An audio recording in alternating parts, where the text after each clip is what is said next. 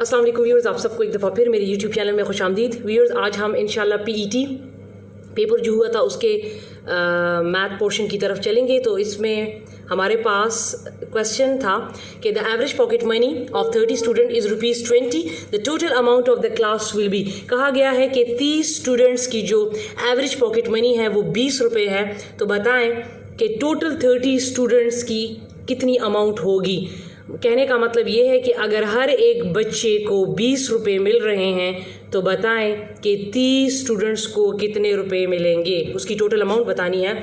So simple इसका तरीका क्या है कि आप क्या कर लेंगे कि एवरेज पॉकेट मनी कितनी है 20 और स्टूडेंट्स कितने हैं 30, इसको मल्टीप्लाई कर लें। सो द आंसर विल बी 600।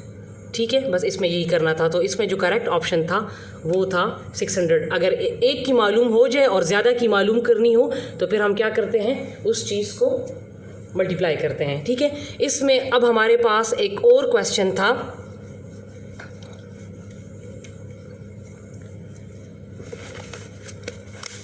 कि find the value of a cube plus b cube when a plus b equal to 4, ab is equal to 3। The most important question जो कि हर एक टेस्ट में आता है।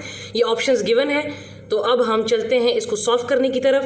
तो इसमें मेरे पास जो a प्लस b है, a plus b equal to 4, इसका आपने क्या कर लेना है, taking cube on both side. ठीक है, तो a प्लस b का होल क्यूब और 4 का होल क्यूब। ठीक है, तो a प्लस बी का होल क्यूब का फॉर्मूला हमारे पास क्या है, a cube plus b cube plus 3ab a plus b और इक्वल टू 4 को 3 टाइम्स मल्टीप्लाई करें। 4 टाइम 16 एंड 16 4 टाइम 64।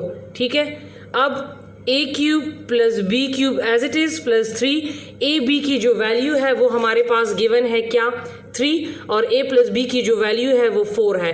तो a b की जो वैल्यू है इसकी जगह पे मैं 3 पुट कर लूँगी और a प्लस b की जगह पे मैं पुट कर लूँगी 4। तो 64 एज इट इज़। अब a cube plus b cube plus 3 time 9 and 9 4 time 36 equal to 64। अब a cube plus b cube equal to 64 as it is 36। यहाँ पर प्लस के साथ है, जब उस साइड पे जाएगा इक्वल टू से उस साइड पे जाएगा तो माइनस हो जाएगा। ठीक है, तो a cube plus b cube equal to 64 minus 36। So the answer will be 28। So यहाँ पर जो करेक्ट ऑप्शन होगा वो होगा 28। ठीक है, अब हम चलते हैं अपने नेक्स्ट क्वेश्चन की तरफ।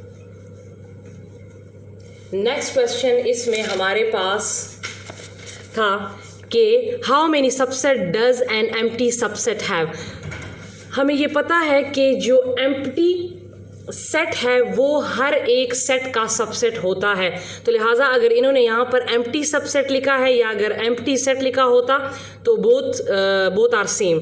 ठीक है, अब इन्होंने कहा है कि एम्प्टी सेट के कितने सबसेट होते हैं। तो अगर आपको सबसेट मालूम करने का फॉर्मूला पता हो तो फिर आपके लिए सॉल्व करना आसान होगा।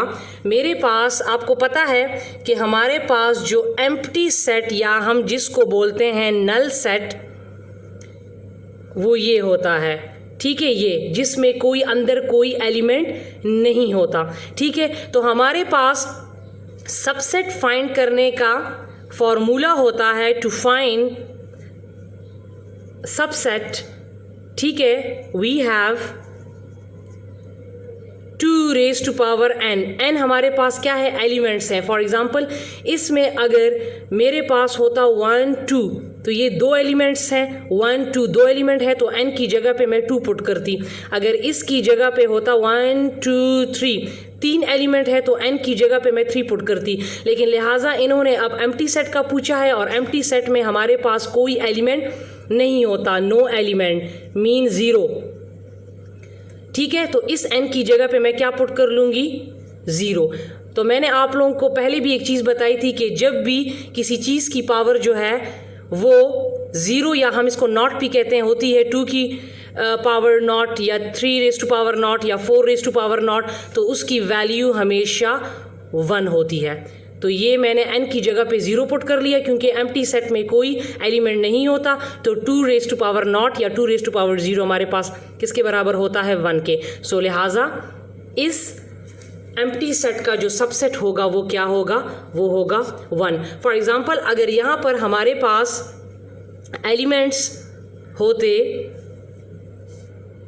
1 2 3, यहाँ पर 3 एलिमेंट होते, ठीक है, तो फिर मैं ये क्या पुट करती 2 और n की वैल्यू में क्या पुट करती 3, क्योंकि यहाँ पर 3 एलिमेंट्स है तो n की जगह पे 3 हो जाता। तो 2 को 3 मरतबा मल्टीप्लाई करें तो फिर 3 एलिमेंट्स का जो सेट होगा उसके कितने सबसेट होंगे? 8। तो आपने सबसेट को फाइंड करने के लिए ये वाला फार्मूला अप्लाई करना है। इसके जो बाकी क्वेश्चंस रह गए हैं वो इंशाल्लाह मैं अपनी नेक्स्ट वीडियो में करवाऊँगी।